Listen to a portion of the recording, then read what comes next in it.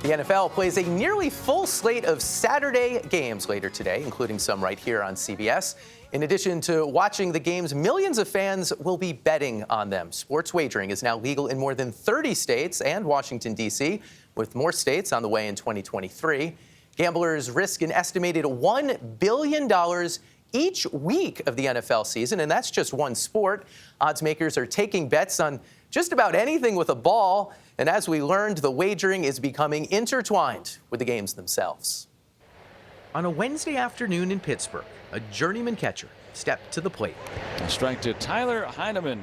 But even this low-stakes baseball moment had people betting on what Tyler would do next. He's about 4-1 to strike out, 5-1 to hit a single. In FanDuel's New Jersey office, trader Tom Heenan tweaked the odds, while his boss, Will Twin, looked on. And this is a big part of what we try and do. We want to give a really innovative betting experience for our customers. Leadoff walk. Okay, he walked. Someone had walk. Someone did, at 13-1. Oh, that's pretty good. They turned their 100 into 1,300 for a walk. Sports bets used to be placed in Las Vegas before the game started.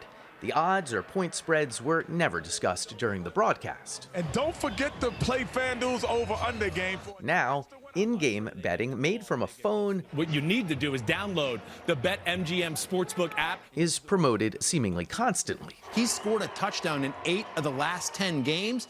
Mike Raffensberger is FanDuel's chief marketing officer. I personally think there may be no more disruptive force in sports than gaming. And you must think that's a good thing. I think it's an excellent thing. And by the way, we're the official sportsbook of the NFL, the NBA, the NHL. We have a longstanding partnership with MLB, the WTA, the PGA. The leagues think so too. It's a remarkable reversal for the leagues. Just 10 years ago, they sued New Jersey to stop sports gaming. Here's NFL Commissioner Roger Goodell 5 years ago. We still strongly oppose legalized sports gambling.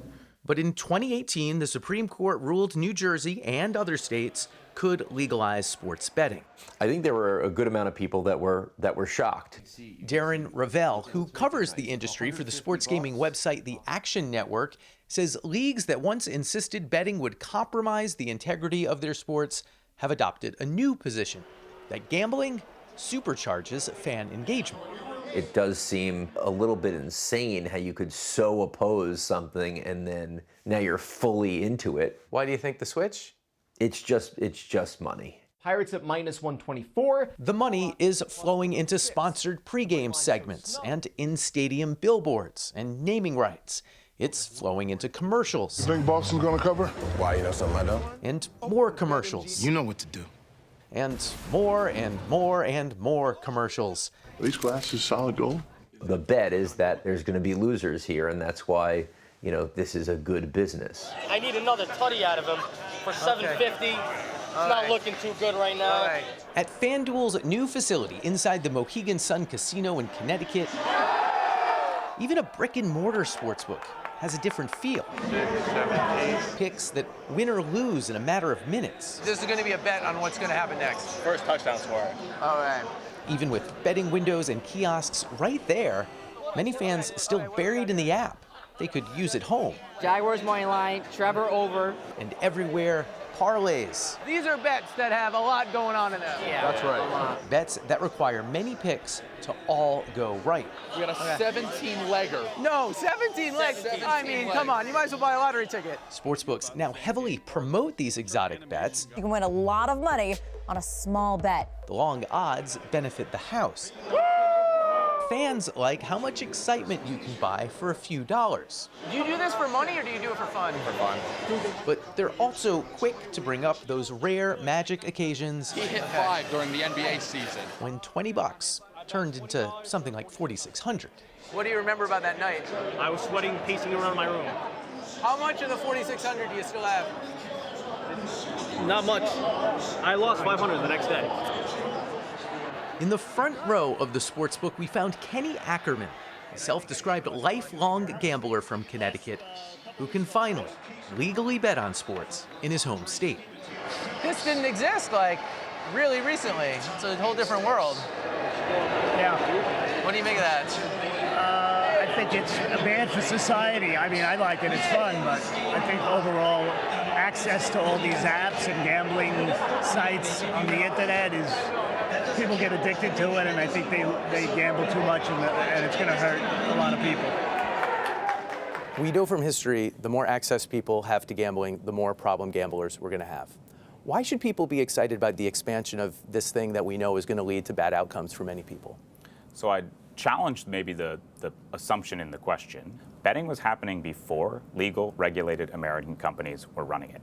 We really operate under a principle that this is a form of entertainment and it should be fun, and have put a ton of effort around responsible gaming efforts. Those efforts include sponsoring a weekly radio show in New York devoted to responsible gaming. My story and personal history with gambling has been well documented. But that won't outweigh the impact of all the gambling hype out there now. We have this on FanDuel already. You can bet this. According to gambling addiction counselor Rick Benson.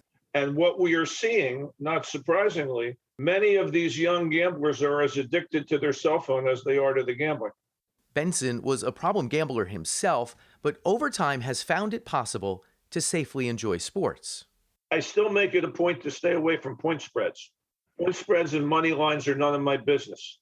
It's hard to watch a game now, though, without seeing them on the screen. Do you think that's a problem for gamblers in recovery?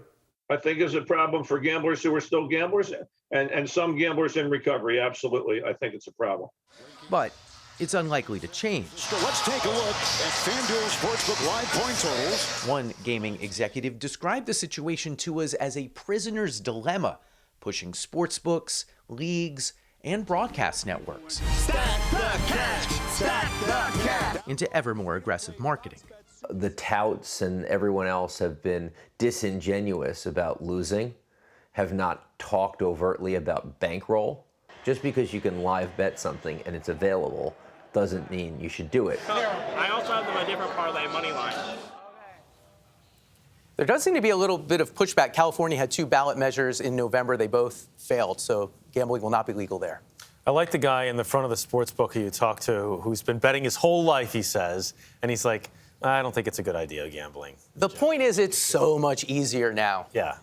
It's the debate. I don't have time to get into. It's really a fascinating debate between making it so much easier and the problem that it can be for some.